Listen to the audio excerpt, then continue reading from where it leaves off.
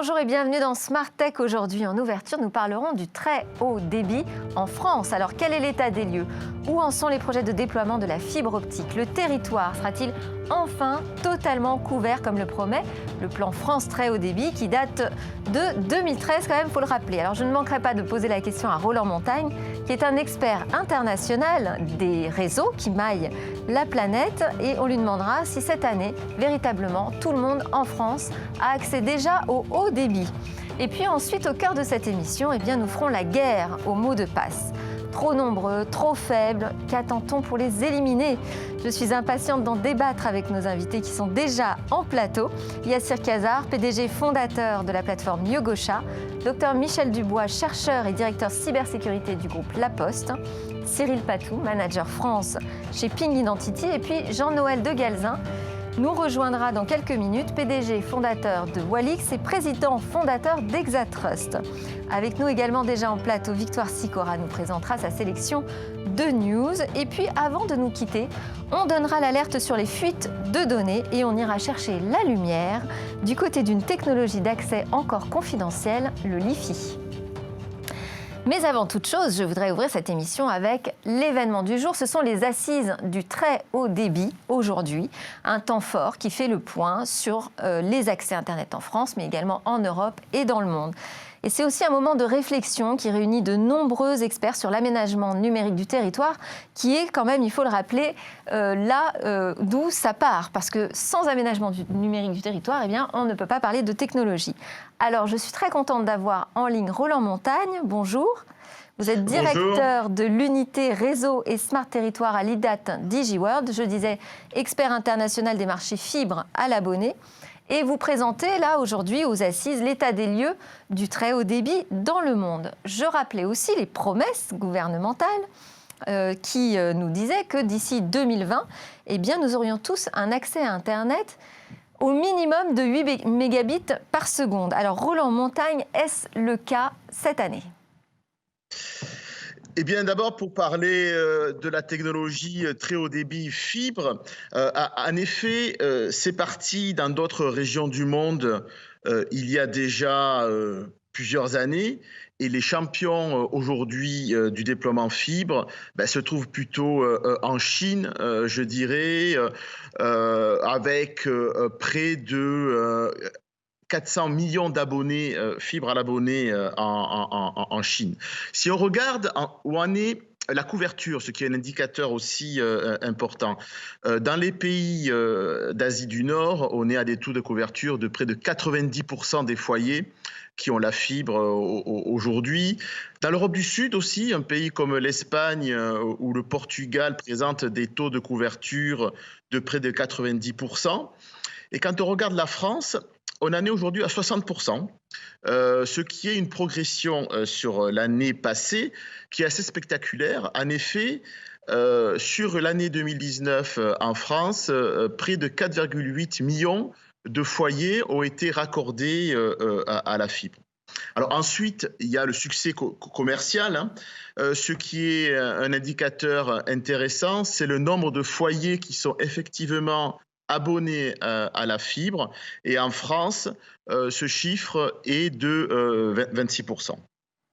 Alors, vous avez parlé des plans gouvernementaux et du plan France très haut débit. Récemment, Infranum publiait son observatoire du très haut débit. Et là, on a pointé l'impact du Covid sur les déploiements fibre dans les plans de déploiement par rapport à ce qui était prévu à l'horizon d'abord 2022. Il devrait manquer à l'appel 1,5 million de lignes qui ne seraient pas déployées sur le territoire. C'est le premier challenge puisque les déploiements aujourd'hui, avec la crise sanitaire, prennent un peu plus de temps, je dirais, pour être déployés. Un autre challenge qui a été pointé, c'est pour le très haut débit pratiquement pour tous, à 95% de couverture à l'horizon 2025. Il manque 3 millions de prises à financer. Et là, ce sera un mix de financement venant des acteurs privés, mais aussi venant des acteurs publics, collectivités locales et l'État. L'État qui devrait, le souhait est que l'État mette un peu plus au pot, je dirais, à hauteur de 400 millions d'euros pour financer ces 3 millions de prises. Donc aujourd'hui, on arrive à des échéances fortes. Vous avez parlé du bon débit, qui est le débit de 8 mégabits pour tous à l'horizon 2020. L'ARCEP, le régulateur, devrait sortir un bilan sur ce déploiement du haut débit à l'horizon 2020. Et le second échéancier, c'est 2022, où là, 80% des foyers en France doivent être couverts en accès très haut débit. Ce qui est certain, c'est que la crise qu'on a traversée ces derniers mois, et on est malheureusement encore couvert par cette crise, a mis en avant le fait que le très haut débit et la fibre en particulier est une infrastructure essentielle pour accéder au télétravail, essentielle aussi pour les entreprises pour se connecter à leurs collaborateurs à distance. Donc on est aujourd'hui sur une mise en exergue un peu de la fracture numérique qui a privé certains salariés, certaines entreprises de vraiment faire face à la crise dans cette période si particulière qu'on a traversée. Oui, on a vu à la fois que c'était essentiel et ce que vous nous dites, c'est que quand même ça nous a fait prendre un peu de retard. Est-ce que, selon vous, on va retrouver une accélération dans les déploiements du très haut débit et même déjà du haut débit partout en France, ou est-ce qu'on va souffrir comme ça encore longtemps d'un déficit d'investissement ? Ce qui est rassurant, c'est que même dans le plus fort de la crise, les entreprises qui déploient le réseau n'ont pas été complètement à l'arrêt. Il y a eu quand même un fonds d'activité qui s'est maintenu et il y a bon espoir que les déploiements reprennent à une vitesse de croisière, je dirais à peu près au second semestre, au second trimestre, je dirais, de 2021. Mais c'est vrai que là, notamment sur le retard qui a été pris, l'État est attendu pour aider un peu plus, je dirais, la mise en place de ce plan France très haut débit. Bon, l'État est attendu beaucoup, partout. Merci Roland Montagne de l'IDA de DigiWorld. On va enchaîner tout de suite avec les news qui ont retenu l'attention, en particulier de Victoire Sicora. Bonjour Victoire. Côté News Société, aux États-Unis, les universités et les géants de la tech s'allient pour créer un cloud computing international.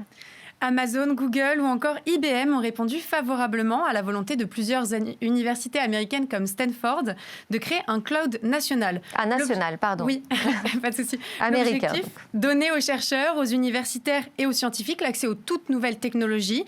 Plus besoin de travailler chez Google pour accéder aux puissants data centers ou encore avoir accès aux dernières trouvailles. Et ça a séduit les politiques, j'imagine. Oui, Delphine, le Sénat et la Chambre des représentants ont été emballés par le projet et se sont d'ailleurs mis d'accord sur l'établissement d'un plan de financement de ce National Research Cloud. Alors, on va revenir maintenant sur le classement Truffle 100 de cette année. Le classement Truffle 100 consacre chaque année les pépites de la tech et notamment les plus actives du système. Parmi les lauréats 2020, on retrouve des entreprises en hyper-croissance comme Dassault Systèmes, Cegid, Ivalua ou encore Oudrive. Et que révèle ce classement, Victoire ? Il souligne avant tout le développement du secteur et surtout un mouvement majeur en direction des solutions SaaS. Le secteur dans son ensemble accélère sa bascule vers le cloud. Côté science, une comète a frôlé la Terre il y a tout juste 250 ans. C'était le 1er juillet 1770, la comète Lexell frôlait la Terre. Il faut savoir que de toute l'histoire des comètes, c'est celle qui s'en est approchée le plus près. Découverte par Charles Messier, c'est Anders Lexell qui perça finalement le mystère de son orbite. Elle n'a plus jamais été aperçue depuis le XVIIIe siècle. Et pourquoi a-t-elle disparu alors ? Eh bien, selon Anders Lexell, sa trajectoire aurait successivement été modifiée par Jupiter et Vénus, raison pour laquelle on ne l'a plus aperçue depuis. Un astronome japonais vient de confirmer cette théorie et de prévoir le retour de cette comète en 2184. News Business, Tesla devient la première capitalisation boursière du secteur automobile. Oui, Tesla, le constructeur de voitures électriques californien, pèse plus de 200 milliards de dollars en bourse, une valorisation qui dépasse même celle de Toyota, qui produit pourtant 20 fois plus de véhicules. Après un bond de près de 7% mardi, le cours de Tesla a bondu de près de 5% hier au pic de 1132 $. Et ça s'est pas fait en un jour, tout ça. En effet, le cours de Tesla a été multiplié par 66 depuis son introduction en bourse en 2010. Et depuis le 1er janvier, sa performance dépasse 160%. Tesla devrait pouvoir espérer intégrer le S&P 500 dans les prochains trimestres. Pour terminer, Microsoft a fait une annonce. Il propose désormais des formations gratuites sur les métiers en tension. Oui, c'est en s'appuyant sur les données de 560 millions de membres de LinkedIn que Microsoft a pu identifier les emplois les plus porteurs et ainsi constituer 10 parcours à la fois ciblés et gratuits, combinés à des compétences digitales. Parallèlement, il sera possible d'accéder gratuitement au contenu de LinkedIn Learning et de Microsoft Learn grâce au partenariat entre les deux entreprises. Et alors, quels sont les métiers les plus demandés ? On retrouve les professions de développeurs de logiciels, de chefs de projet, d'administrateurs IT, analystes financiers ou encore concepteurs graphiques. Merci Victoire. Merci. Yassir Khazar, vous avez une actu qui a retenu votre attention ces derniers jours ? Alors peut-être il y a deux petits sujets. Il y a un sujet que j'ai vu il n'y a pas très longtemps, le rachat d'une start-up Shine par la Société Générale. Une opération assez conséquente. Et puis là, ce qui a retenu mon attention, c'est cette tendance de bascule vers des modèles SaaS, qui ne fait que confirmer en fait quelque chose qu'on a tous vécu à travers la crise du Covid, qui est le bascule vers le en ligne, puisque le SaaS, c'est le fait de consommer des services sans les avoir chez soi sur ses serveurs, mais sur des plateformes qui sont en ligne. Donc on voit bien qu'il y a de vraies tendances as a service. Exactement. Donc ça confirme une vraie tendance de fond pour les années qui viennent. Merci beaucoup. C'est l'heure de notre débat. La fin des mots de passe, on y croit ?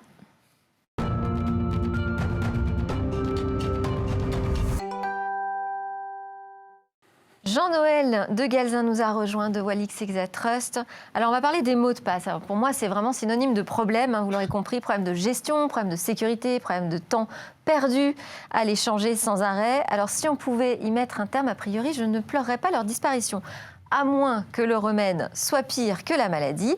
Et je demanderai à ce propos l'avis de nos spécialistes. Mais j'ai une lueur d'espoir. Un excellent confrère avec qui j'ai travaillé, Fabrice Neumann, a publié un article sur son site Profusion à propos d'un nouveau système d'authentification sur Internet pour se connecter de manière sécurisée et même anonyme aux services en ligne sans avoir besoin de mots de passe. Alors ça s'appelle SQRL, si je vous l'appelle, pour Secure Quick Reliable Login. En français, ça veut dire authentification fiable, rapide, sécurisée. Et cela se prononce squirrel dans mon bon anglais, qui veut dire écureuil. Docteur Michel Dubois, vous êtes directeur du département expertise cybersécurité au groupe La Poste. Vous êtes également chercheur, professeur, conférencier. Est-ce que Squirrel, ça vous parle déjà ? Pas du tout. Bon. J'ai fait que je vienne donc ici c'est pour encore découvrir. Plus confidentiel que ce que je croyais. Voilà, donc j'irai voir dans la foulée, mais je ne connais pas. Ça repose, en fait, le principe, si je schématise, repose sur une identification qui nous est propre et qui est chiffrée. Et ensuite, quand on va sur les sites s'authentifier, eh bien, on ne partage qu'un code, en fait, de chiffrement. Ce qui évite le mot de passe et ce qui semble, a priori, très sécurisé. Sur ces solutions alternatives au mot de passe, vous, qu'est-ce qui a retenu votre attention ces derniers temps ? Alors en fait, il y a une technologie qui est qualifiée aujourd'hui et qui monte en puissance, c'est toutes les technologies basées sur le protocole FIDO2 qui permet de s'authentifier et de faire disparaître le mot de passe. Alors FIDO2, expliquez-nous. Alors c'est un consortium qui a mis en place un certain nombre de protocoles qui permettent de supprimer tout bonnement le mot de passe, aussi bien sur Internet que sur son ordinateur. C'est international ? C'est international. Il y a plusieurs grands groupes qui ont déjà basculé sur ce type de protocole, notamment Google. Google a supprimé ses mots de passe et tous leurs collaborateurs travaillent avec les GAFA. Microsoft est en train de la valider sur ses postes de travail aussi, sur son environnement. En fait, ça s'appuie sur une petite clé de ce type-là, en fait, qui contient notre identité et l'intégralité des mots de passe. Et en fait, cette technologie-là, il y a même une administration française assez sensible qui l'utilise depuis plus d'1 an et qui a complètement supprimé ses mots de passe. Donc la technologie aujourd'hui existe et elle est mature. C'est remplacé par quelque chose de physique. C'est physique. En fait, on a rematérialisé l'identification et l'authentification. Et alors, juste en un mot, vous y croyez à la disparition des mots de passe? Ah oui, complètement. Ok, très bien. Yassir Khazar, vous êtes PDG et fondateur de Yogosha, une plateforme de bug bounty privée, dont la vocation est d'aider les entreprises à détecter, à corriger des failles avant que les cyberattaquants n'arrivent. La particularité du bug bounty, il faut le rappeler, c'est qu'il repose sur la collaboration de hackers éthiques. Alors, quand vous envoyez comme ça des armées de hackers aller tester la robustesse de sites internet, d'applications ou d'infrastructures de grandes entreprises, est-ce que vous constatez régulièrement une faiblesse des mots de passe? Est-ce que ça fait partie des failles? Clairement, ça fait partie des choses qui sont régulièrement trouvées pour différentes raisons. Alors, très souvent parce qu'il y a des combinaisons qui existent de mots de passe et de login qui sont par défaut dans certains outils et qui ne sont pas changés. Même dans les grandes entreprises? Même dans les grandes entreprises, parce qu'on retombe sur les mêmes problèmes du mot de passe, c'est-à-dire qu'au bout d'un moment, l'utilisateur moyen a à peu près une centaine de comptes qu'on utilise, hein, entre l'email, le téléphone, WhatsApp, LinkedIn, etc.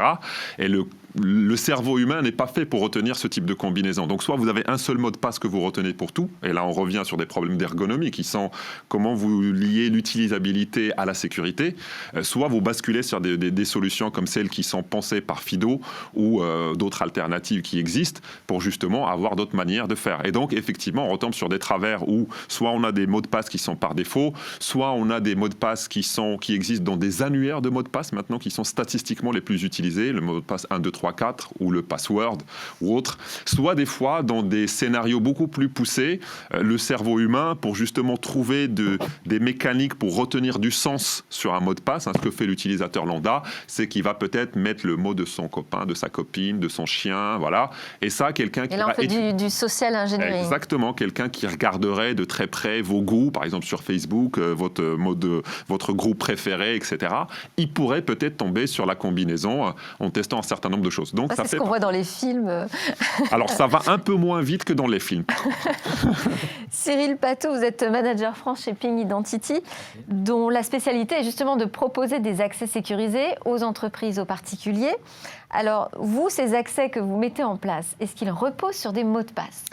Alors, il repose sur des mots de passe également. L'enjeu, quand on travaille sur ces sujets, c'est de trouver le bon équilibre entre la sécurité et l'expérience utilisateur, c'est-à-dire de ne pas trop embêter l'utilisateur et pour autant avoir un niveau de confiance sur le fait que c'est bien lui qui se connecte à des applications. Trouver le juste compromis, c'est pas évident. C'est pas évident du tout et c'est un enjeu qui est extrêmement important dans la mesure où si on parle de grand public, si on parle même de e-commerce, une mauvaise expérience peut générer une perte de profit, une perte de revenus.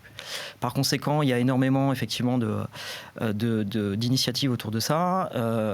L'implémentation des nouvelles technos comme le FIDO, FIDO 2 qui permet par exemple avec une clé ou avec un téléphone portable, une biométrie, une reconnaissance faciale, de pouvoir accéder à un service sans avoir besoin de rentrer un mot de passe.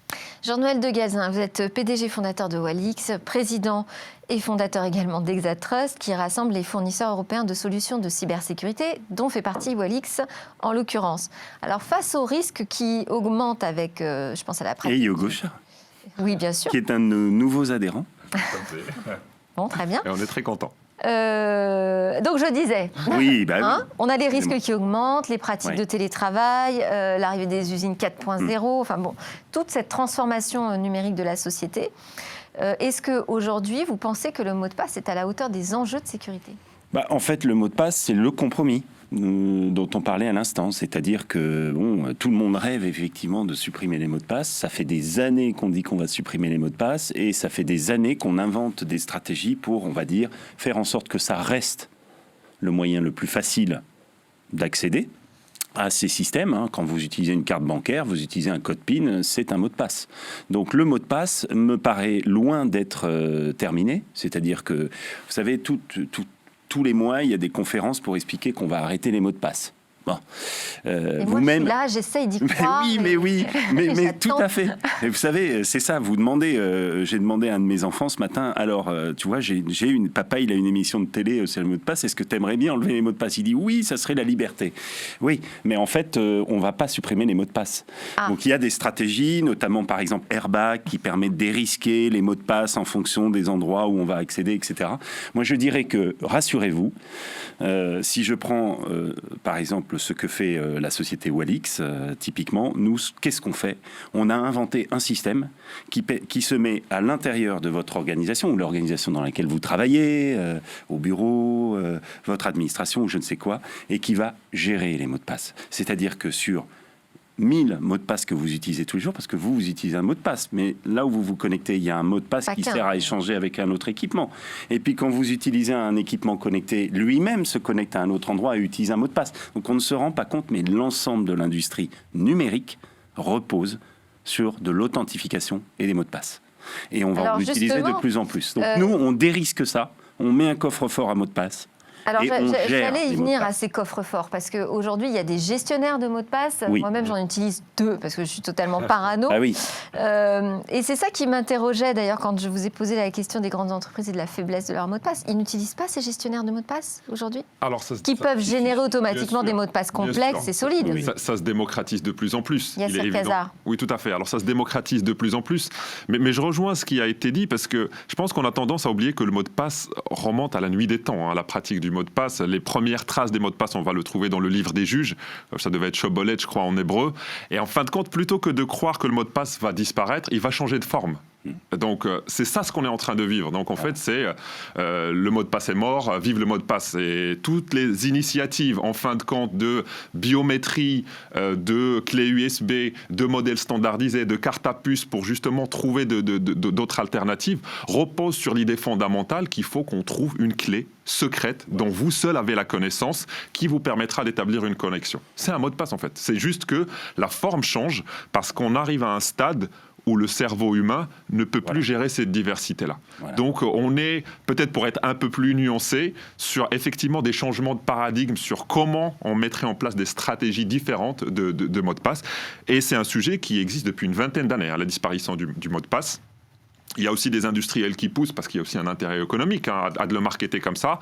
Mais c'est une vraie réalité. Il y a de vraies alternatives qui sont testées dans tous les sens au quotidien et qui commencent à marcher. C'est une réalité. Le FIDO, la clé USB, c'est pas juste une vision de l'esprit aujourd'hui, c'est largement utilisé. Pour revenir, au gestionnaire, c'est largement utilisé. Le souci est toujours le même. Quand vous avez 80 000 collaborateurs dans le monde... utilisé, oui. Par rapport à 5 ans. En entreprise, c'est largement utilisé. Maintenant, le risque, c'est aussi beaucoup les utilisateurs. Et les utilisateurs, eux, c'est pas un outil qui est vraiment répandu. On en trouve des applications. Le problème, c'est que l'utilisateur à la maison, c'est aussi quelqu'un qui travaille dans une entreprise, voilà. Donc, potentiellement. l'entreprise fournit les outils. Il y en a qui ont été qualifiés, il y en a qui sont performants, mais le risque, en fait, c'est surtout l'utilisateur qui lui, est tout nu sur Internet avec ses mots de passe, donc, qui ne sait pas forcément comment les gérer. Faire de l'éducation.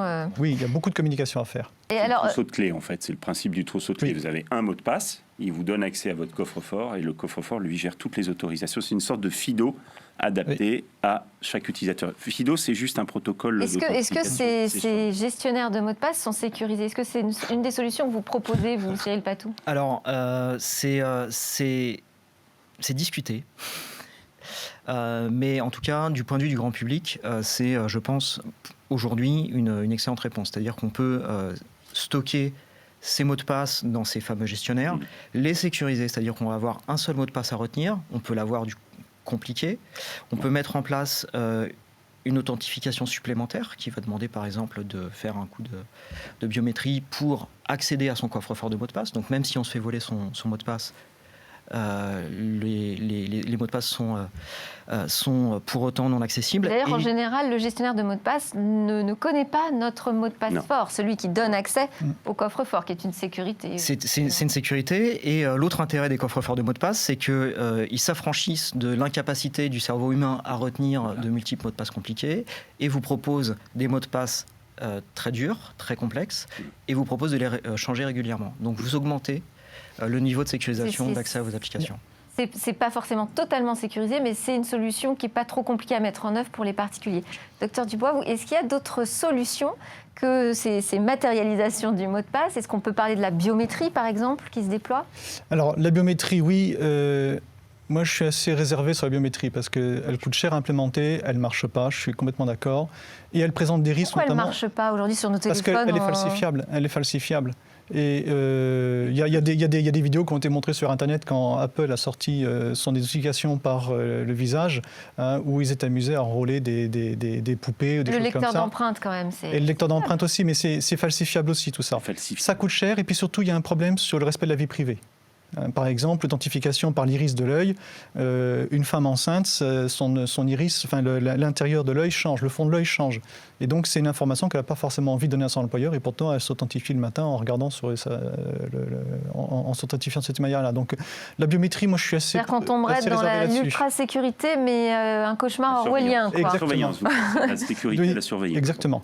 La surveillance, c'est-à-dire si vous laissez les gens ne plus avoir de mot de passe, la contrepartie, c'est que vous laissez quelqu'un d'autre surveiller en permanence. Et donc, d'un système qui est utilisé d'une personne à une personne ou d'une personne à une machine, vous allez fabriquer un système qui peut surveiller massivement. Parce que l'enjeu, après, ça devient la surveillance, mais massive. Plus vous donnez de moyens, finalement, plus vous les restreindre, on parlait tout à l'heure de rapport entre la contrainte et la sécurité, plus vous allez rendre la sécurité, on va dire, invisible, plus vous la déléguez à quelqu'un d'autre, et après se pose la question effectivement de la vie privée. Voilà, donc, alors moi j'adore quand j'entends des spécialistes de la sécurité me prévenir du cauchemar orwellien et me dire attention à l'ultra-surveillance. Non mais vous avez deux, oui, mais vous avez deux conceptions. Rare. Vous avez deux conceptions de la sécurité quand même. Il y a une conception qui consiste à dire, il y a une conception qui consiste à dire que la sécurité est une arme finalement, par exemple gouvernementale, ou c'est une arme d'hypersurveillance. Et puis il y a une conception plutôt, ça c'est plutôt américain, on va dire, voire chinois. Et nous, notre conception, c'est une conception du numérique où la vie privée doit être préservée.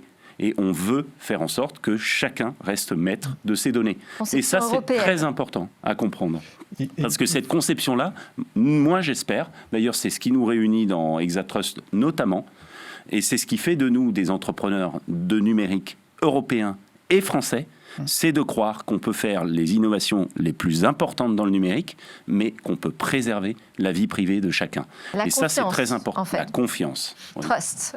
Je pense que globalement, il y a trois enjeux qu'il faut qu'on accepte d'une certaine manière. Le premier, c'est de dire, quelle que soit la technologie qu'on va mettre en place, les questions de sécurité resteront valides. C'est juste qu'on va les déplacer. Regardez, avec le gestionnaire de mot de passe, ça répond à un problème, mais se pose la question du gestionnaire lui-même. Oui. Sur le biométrique, pareil, ça permet peut-être d'avoir une alternative, mais se pose la question de où sont stockées ces données, etc.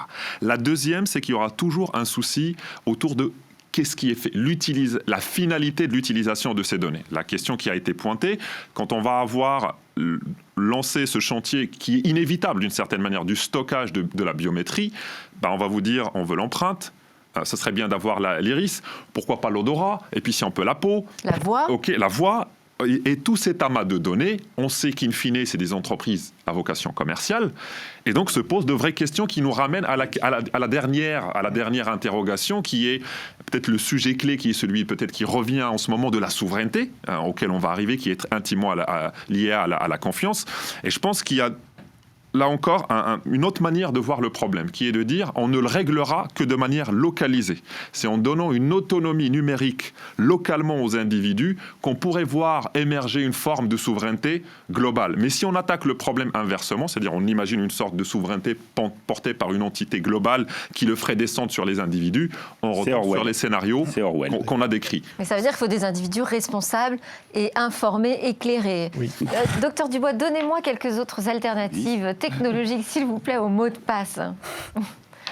Écoutez, moi j'en ai... Sur quoi on travaille là dans les labos? Quelles sont les recherches qui sont menées sur l'authentification, l'identité numérique? Oui, il y a beaucoup de choses qui se font à partir des téléphones.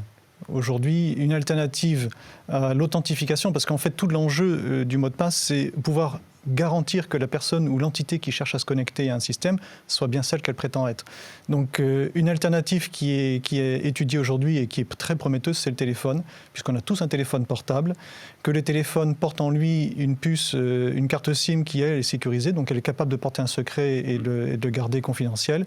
Et donc on pourrait s'authentifier avec son téléphone. Alors si je me fais arracher mon téléphone C'est comme quand vous faites arracher votre trousseau de clés et que vous perdez les clés de la maison, de la voiture. En fait, c'est le risque elle-même, en fait. Mais du coup, pareil, comme pour Fido, on rematérialise la sécurité. Du coup, elle devient beaucoup plus concrète. Et moi, je rêve de pouvoir m'authentifier avec mon téléphone, de pouvoir rentrer dans le métro avec mon téléphone, de pouvoir valider ma carte SNCF avec mon téléphone, et d'avoir du coup, en fait, une unité de mon identité qui soit portée par un seul équipement physique. Et à ce moment-là, on règle pas mal de problèmes. Et là, ça devient de la sécurité locale, un peu comme ce que vous imaginez, Yassir Kazar. Cyril Patou, qu'est-ce qu'ils vous demandent, vos clients? Ils vous demandent quelque chose d'ultra sécurisé ou au contraire de pas trop compliqué? Vous parliez du compromis. Ils nous demandent les deux. Donc en fait, déjà, avoir l'implémentation de l'ensemble des standards et être à l'état de l'art sur les standards comme FIDO2, comme vous l'avez dit, ou les autres standards d'authentification. Donc ça, c'est un prérequis basique. Et par ailleurs, avoir la capacité à garantir que la bonne personne accède à la bonne ressource en l'embêtant le moins possible. Donc ça met en place des mécaniques qui vont derrière tirer une analyse du contexte de l'utilisateur, de quel est l'appareil avec lequel il se connecte, d'où se connecte-t-il, est-ce qu'il est à l'intérieur du réseau de l'entreprise, est-ce qu'il est chez lui, est-ce qu'il est dans un cybercafé, dans un pays jugé à risque, et de fait, est-ce qu'on lui donne accès ou pas à l'application, est-ce que les données de l'application sont jugées critiques ou pas. Donc il y a une analyse du contexte qui est faite de manière à décider au moment de la demande. Ça fait intervenir un peu d'intelligence artificielle, cette analyse de contexte? Il y a beaucoup de travaux. Pas encore. Si, il y a beaucoup de travaux qui commencent à intégrer ce qu'on appelle le machine learning aujourd'hui, qui est ce que beaucoup d'industriels appellent l'intelligence artificielle, mais qui est en fait de l'auto-apprentissage et derrière de l'analyse de cet auto-apprentissage, sont des technologies qui progressent vite et qui permettent effectivement d'avoir une analyse du contexte de l'utilisateur et d'avoir un bon niveau de confiance sur le fait que c'est bien lui, sans lui demander de le prouver. Ça soulève des questions à l'avenir qui ont été évoquées tout à l'heure, d'éthique, de l'utilisation des données qui sont captées. Et par conséquent, il faut s'assurer que l'ensemble de ces données qui sont traitées le soient, comme ça a été dit, localement. Si on met tout ça chiffré sur une blockchain, enfin je sais pas, c'est pas la version idéale, ça? Vous m'avez pas encore parlé de blockchain, je suis très étonnée. Justement, pour revenir sur le sujet des alternatives, alors on a parlé du FIDO, on a parlé de la biométrie. Il y a des alternatives, par exemple, avec les cartes à puce, avec la RFID. Il y a des alternatives avec des bracelets, par exemple. Vous pouvez avoir un bracelet, un objet en fait connecté que vous allez avoir sur la main qui vous permet de vous connecter. Il y a les One Single Sign-On, donc des points de connexion ponctuelle, et les UID, c'est-à-dire une autre conception de l'identité numérique qui repense carrément les paradigmes avec lesquels on va se connecter. On va retrouver un peu ce que vous décriviez au début. Avec Squirrel, oui. Typiquement, voilà, il y a des travaux autour de ça. Il y a le Web Ant qui a été porté par le W3C qui est le consortium Internet, et d'ailleurs le W3C a fait des travaux avec le FIDO. Voilà, donc les alternatives, il y en a vraiment pas mal, et certaines qui sont déjà en utilisation. Et typiquement, dans le UID, ce qu'on va trouver, c'est la blockchain. C'est justement le fait de s'appuyer sur des réseaux de blockchain pour gérer les identités des individus dans des chaînes de alors, blockchain. Pourquoi ça met du temps à se développer, ces solutions? Parce que ce sont des solutions nouvelles. Le sujet de la technologie, vous parliez de Squirrel, là, très bien. En fait, vous vous apercevez que si vous commencez à chercher qui cherche sur quoi, vous allez toujours trouver des choses nouvelles. Bon, on parle de la biométrie depuis des années, etc. Oui, bien sûr. Mais en fait, la vraie innovation, en fait, qu'est-ce qui fait que les GAFAM sont devenus ce qu'ils sont aujourd'hui? C'est parce que c'est des choses très faciles à adopter et que des milliards de gens, les centaines de millions ou des milliards de gens les adoptent. Donc le problème de la technologie, et on est dans un pays où on parle beaucoup d'invention, d'innovation, mais la vraie réussite dans l'innovation, c'est l'adoption. Oui. C'est de faire en sorte que des utilisateurs adoptent votre technologie. C'est pour ça que nous, par exemple, on privilégie clairement. Il y a deux aspects. Il y a l'utilisateur final, Et on a parlé des coffres-forts qui sont, à mon sens, aujourd'hui, effectivement, le plus simple pour un utilisateur. On parlait de ce qu'on recherche en ce moment, les authentifications multifacteurs, c'est-à-dire que vous êtes chez vous pour du télétravail, vous vous authentifiez sur votre PC, en même temps, vous avez un deuxième facteur sur votre téléphone, et c'est quelque chose qui est très simple, très pratique, mais en même temps très élevé. L'authentification, en fait, Oui. c'est vraiment Voilà. le vrai challenger. Les banques utilisent beaucoup ça. C'est ça l'axe principal aujourd'hui. Numéro 1, c'est l'authentification Même multifacteur. si on a découvert que finalement, le SMS, il fallait arrêter. La double authentification par SMS, c'est pas sécurisé. Non, c'est utilisé. Toute technologie C'est présente un utilisé. risque. Faire du C'est-à-dire bois. qu'en fait, il y a, quoi qu'il arrive, effectivement, il y a eu des attaques sur le SMS. Il y a des malwares très sophistiqués qui utilisent, qui contournent les authentifications sur les smartphones en lisant les Et SMS. on a demandé aux rejoignant. banques d'y mettre fin. Hein. Voilà, mais en fait, Oui. c'est toujours pareil. Quand on fait de la sécurité, on fait l'analyse du risque. C'est-à-dire que quel est l'investissement que je vais faire pour quel gain. Voilà. Hein, et Exactement. tout l'enjeu, il est là. Et donc, il faut, et je rejoins ce qui était dit tout à l'heure, c'est-à-dire que ça sera adopté le jour où Madame Michu, au fin fond de son village, Voilà. sera capable Exactement. d'utiliser cette technologie parce qu'elle sera facile et qu'elle lui garantira un minimum de sécurité. C'est Il pour n'y ça a que si plus vous... de Madame Michu, je vous le dis. Merci à tous les quatre. On est obligé de mettre fin à cette partie de l'émission. Merci pour votre partage d'expertise. Et on va enchaîner, d'ailleurs, ça va être dans le prolongement de notre conversation, avec l'alerte cyber.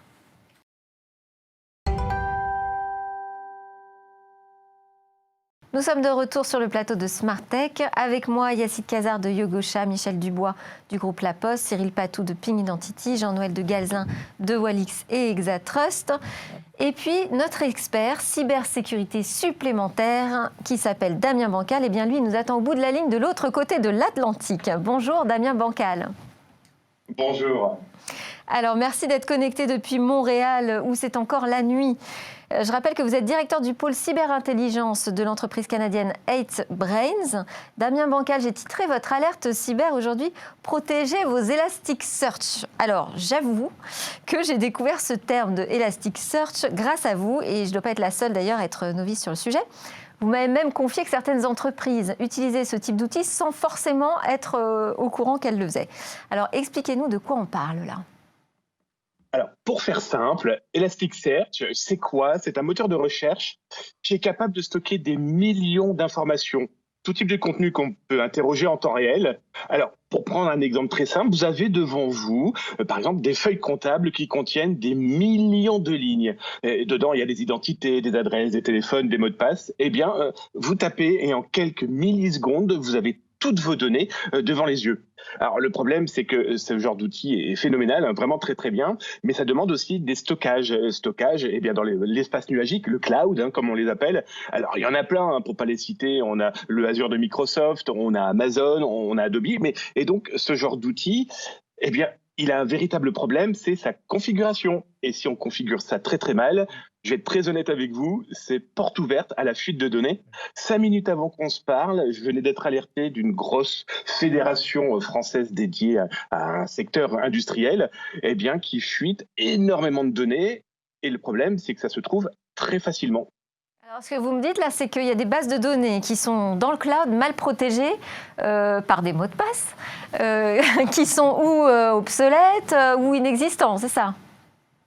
Ah ben, il est là le problème, c'est que on a des sociétés qui font appel à des experts, qui font appel à des gens très très bien, mais aussi à d'autres entités qui prennent ça un petit peu, pardon du terme, au-dessus de la jambe. Et le problème, c'est que si on ne lit pas à la base le mode d'emploi, je prends juste l'exemple d'Elasticsearch, où on a le site internet qui vous dit bien que quand vous l'installez, il est en mode basique. Ça veut dire que si on ne lit pas un petit peu, on va pas se rendre compte que on doit mettre des options de sécurité. Parce qu'il existe des outils aujourd'hui sur les internets qui permettent simplement de taper, je sais pas, je prends l'exemple de Yogosha, je vais taper son IP et puis ça va apparaître. Alors, c'est pas leur cas à eux, heureusement, mais voilà comment ça peut se faire.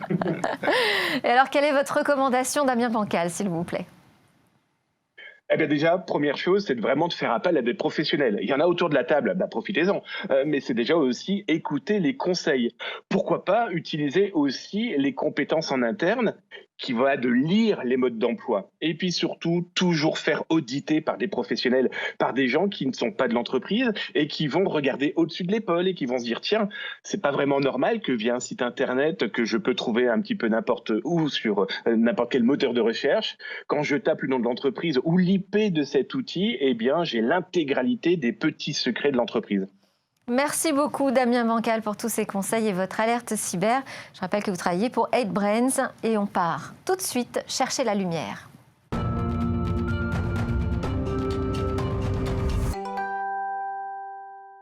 Et demain, que nous préparent les chercheurs, les ingénieurs dans leur labo? Alors, parmi les trouvailles et les casse-têtes de ceux qui fabriquent le futur, je vous propose que l'on s'arrête un instant sur le Li-Fi.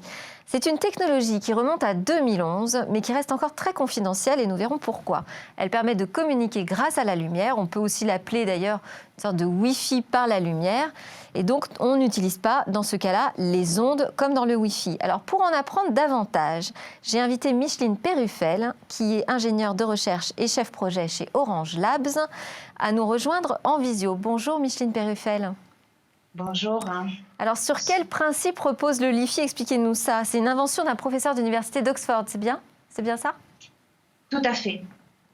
Le Li-Fi est une technologie et non pas un réseau.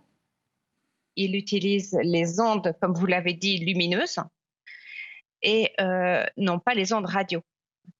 Le Li-Fi, ce n'est pas la seule technologie optique. Il y aura bientôt plusieurs, à votre connaissance, plusieurs autres technologies.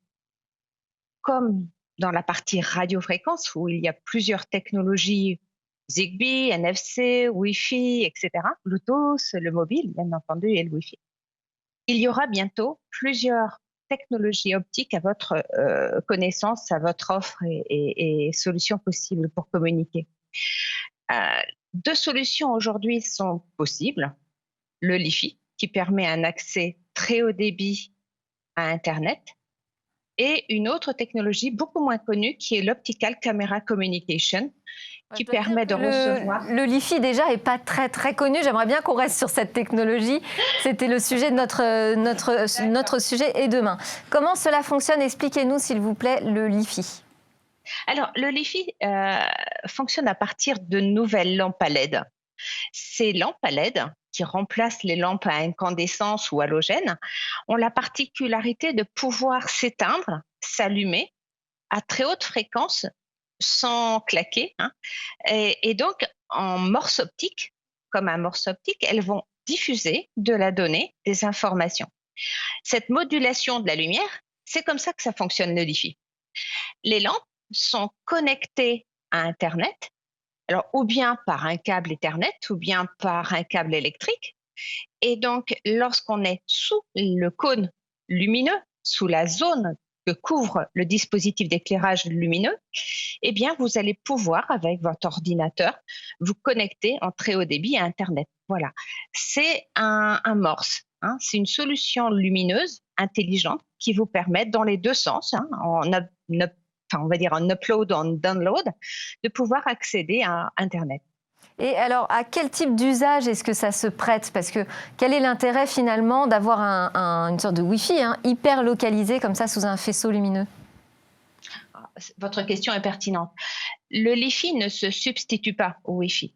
On répond ici à des besoins spécifiques qui sont précisément le pouvoir d'accéder à Internet en minimisant la charge de radiofréquence.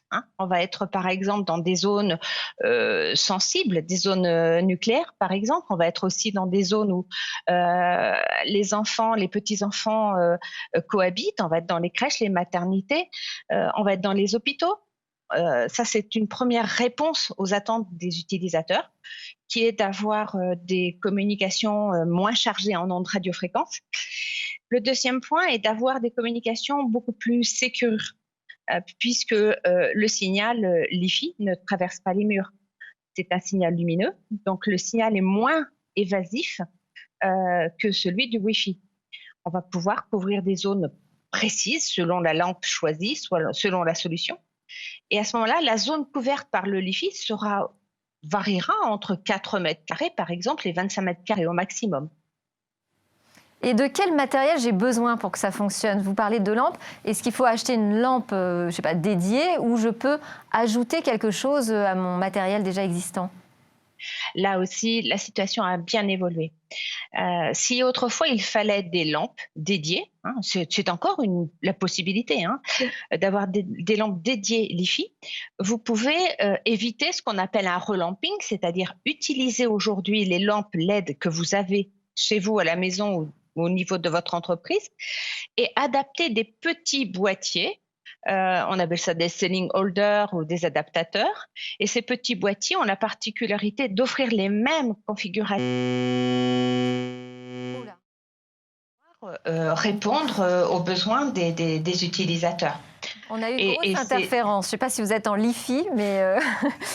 Vu la lumière qu'il y a, je ne suis pas certain. Et je disais que ça remontait à 2011, cette technologie. Comment expliquez-vous finalement que les usages n'aient pas été plus développés, qu'on n'en entende pas tellement parler? Eh oui. Nous n'en avons pas tellement parlé. Pourquoi? Parce que déjà la technologie n'était pas mature. Il fallait évoluer les performances. Aujourd'hui, comme toute nouvelle technologie, les performances évoluent considérablement. Les attentes des utilisateurs sont aussi croissantes. On a aujourd'hui des utilisateurs qui attendent des très très hauts débits, donc il fallait s'adapter. Aujourd'hui, le LiFi peut offrir des débits jusqu'à 300 mégabits par seconde par lampe, voire par utilisateur. Donc, ce qui est énorme. Et donc, aujourd'hui, il faut aussi que la technologie soit standardisée, normalisée. Donc, nous échangeons avec l'I3E. Également, la Light Communication Alliance a été créée en début d'année. Et donc, Orange, mais plusieurs autres acteurs, sont membres de cette alliance pour pouvoir promouvoir la prochaine normalisation qui interviendra l'année prochaine. Et dès cet instant, plusieurs industriels pourront confirmer l'intégration de la technologie au sein de leur équipement. Jean-Noël de Galzin, vous aviez une question sur le LiFi, c'était un sujet qui vous intéressait. C'est vrai que d'un point de vue sécurité, c'est pas inintéressant de se dire finalement on a un réseau qui est hyper localisé et qui peut pas être capté à une distance de plus de 25 mètres. Oui, et puis ce qui était intéressant, c'est de se dire que, par exemple, quand on va fabriquer des nouveaux immeubles ou des nouveaux, il y a des nouveaux programmes immobiliers où on parle beaucoup de connectique, c'est intéressant de se dire que on peut mettre ce système à l'intérieur des LED un peu partout et ainsi déployer la technologie plus rapidement. C'est pour ça que je me souviens, il y a quelques années, j'avais rencontré des professionnels de l'immobilier qui s'intéressaient à ce sujet-là et ça m'intéressait de savoir où en sont les déploiements de LiFi à l'intérieur de l'immobilier des nouvelles villes et des nouveaux immeubles aujourd'hui. Donc si on a bien suivi, la prochaine étape, c'est quand même la normalisation qui va permettre d'accélérer sur le marché. Merci beaucoup, Micheline Perruffel, d'avoir été avec nous en direct de Smart Tech. Vous travaillez pour Orange Labs. Merci à tous. Chers invités, merci à vous de nous avoir suivis. C'est presque la fin de cette émission. J'espère qu'elle vous aura mis en appétit d'innovation et de réflexion sur l'avenir. On conclut Smart Tech avec le Lab Startup et 4 jeunes pousses innovantes. Et puis nous, on continue la discussion sur la tech dès demain.